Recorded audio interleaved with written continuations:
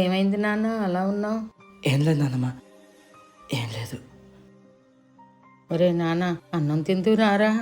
మీరు తినండి నాన్నమ్మ, నేను తర్వాత తింటాలే. ఏమైంది ఈ పిల్లోడికి? ఒరే సత్తి, వాడికి ఏమైంది నాన్న ఈ మధ్య అలా ఉంటున్నాడు?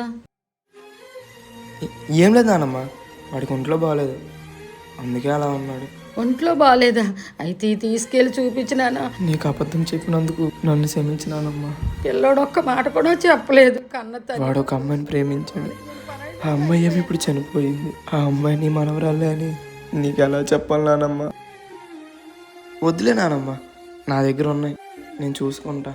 వద్దు నాన్న, ఇవి తీసుకెళ్ళు. వద్దు నానమ్మా. భగవంతుడా, వాడికి తొందరగా నయమైనట్టు చూడు తండ్రి.